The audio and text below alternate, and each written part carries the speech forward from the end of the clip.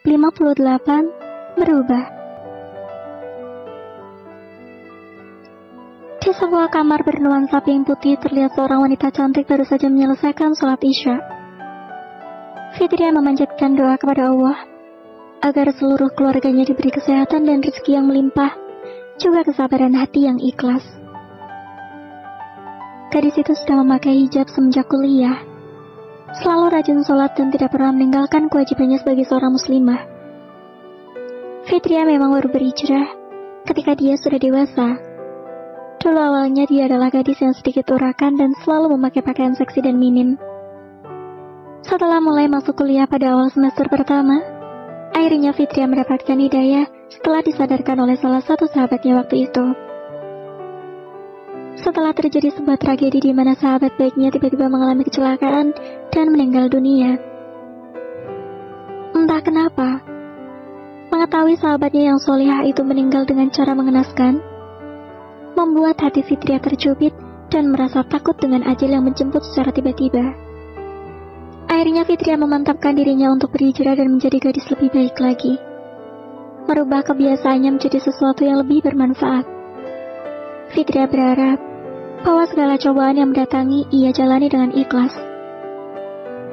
Seperti masalahnya dengan Adam, di mana pria itu berkali-kali menyakitinya, membuat hati wanita itu merasa sakit. Awalnya Fitria tidak menyangka bahwa keputusannya untuk menerima perjodohan itu bisa membuat hatinya jungkir balik tidak menentu. Setelah memanjatkan doa kepada Yang Maha Kuasa, membuat hati Fitria sedikit lebih baik. Setelah merapikan mukena dan sajadah, gadis itu menatap lurus ke depan dengan tatapan kosong. Tadi siang Aulia menghubunginya dan menyuruhnya untuk menghadiri acara syukuran besok malam di rumahnya. Aulia ingin Fitria datang bersama dengan Adam. Sebenarnya Fitria tidak masalah dengan hal itu. Akan tetapi ketika mendengar gerutuan Adam yang seakan keberatan untuk datang bersamanya, membuat hati gadis itu sakit. Sepertinya niat hati untuk memperjuangkan cinta Adam sudah tidak ada lagi. Awalnya dia akan berusaha memperjuangkan cintanya pada pria itu. Tetapi melihat sikap Adam yang semakin hari semakin bertambah membencinya, membuat Fitria lebih baik menyerah. Hatinya rapuh seketika. Fitria merasa sudah tidak sanggup lagi merasakan sakit hati yang lebih dalam lagi. Cukup baginya direndahkan oleh pria itu. Fitria akan menghapus semua perasaannya untuk Adam mulai saat ini.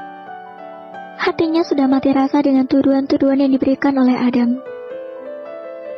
Pria itu menunjukkan bahwa apa yang dia lakukan selama ini, karena merasa tidak yakin dengan sikap Fitria, dan menuduhnya bersekongkol dengan papanya. Aku bukan gadis murahan yang tidak mempunyai harga diri.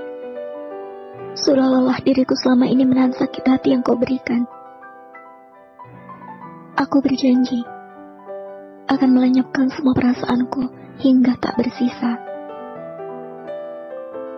Aku wanita yang seharusnya dimuliakan, bukan malah dituduh seperti seorang wanita murahan yang mengejar pria yang dicintainya.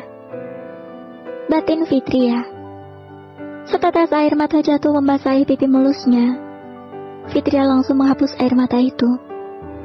Dia berjanji tidak akan menangis lagi, hanya karena pria yang sama sekali tidak menghargainya.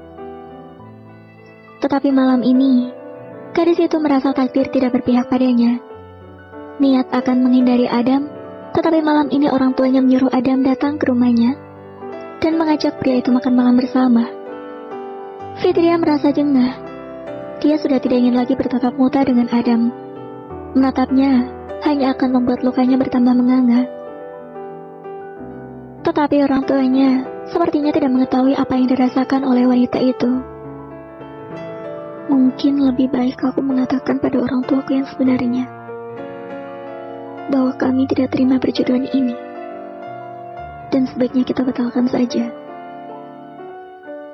Rencananya malam ini gadis itu akan mengutarakan keinginannya untuk membahas masalah perjodohannya dengan Adam. Awalnya dia yang menolak untuk membatalkan perjodohan itu. Tetapi setelah dipikir 2 kali dan melihat sikap Adam yang seperti itu, Hati Fitria sudah lelah, dan akhirnya mantap untuk membatalkan acara perjodohan itu. Suara ketukan pintu membiarkan lamunannya. Iya, sebentar. Fitria langsung mengambil jilbabnya yang tergeletak di atas ranjang. Kemudian gadis itu langsung memakai jilbabnya kembali. Dengan terburu-buru Fitria membuka pintu kamarnya, karena dari tadi ibunya sudah menggedor pintu berulang kali. Ayo Fitri, cepat turun. Sudah ditunggu dari tadi sama Adam dan ayah. Ibu Fitria yang bernama Ana itu menarik lengan putrinya, membuat Fitria tersentak kaget. Iya Bu, Fitria bisa jalan sendiri. Ibu Ana melepaskan tangannya mendorong putrinya untuk segera turun ke lantai bawah. Bu, jangan seperti ini, memalukan saja, gumam gadis itu. Adam dan ayah Fitria yang bernama Hendra sudah menunggu di meja makan. Bagaimana pekerjaanmu di rumah sakit, Nak? Tanya Hendra berbahasa basi. Alhamdulillah, semua lancar Om. Semua juga berkat Fitria. Kalau tidak dibantu olehnya, mungkin saya akan mengalami keteledoran. Jawab Adam tersenyum.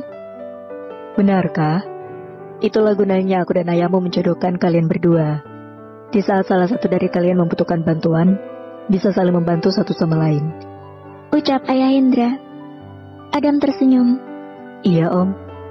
Pria itu melirik ke atas, masih menunggu seorang wanita yang sejak tadi membuatnya kesal, karena belum juga menampakkan batang hidungnya.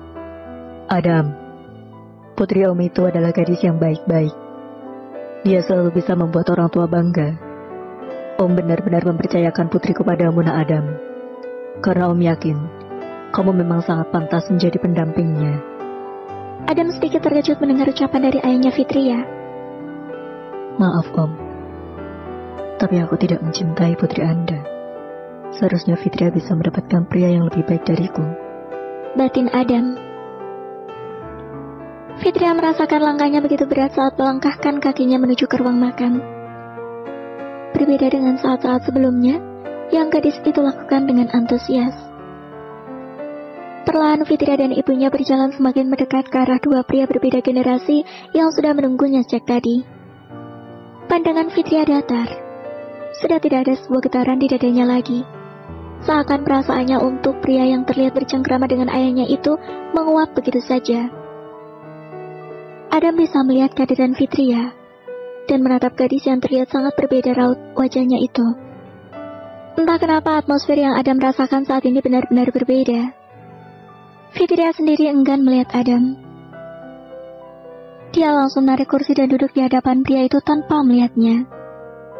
Sejak tadi kepalanya hanya menunduk tidak mau menatap ke arah pria yang saat ini ada di hadapannya. Adam sendiri merasa heran melihat sikap Fitria. Entah kenapa sikapnya seolah-olah menganggap Adam seperti tidak ada saat ini. Biasanya Fitria langsung menyambut kedatangannya dengan senyuman manis di bibirnya. Ada apa dengan wanita ini? Bersambung.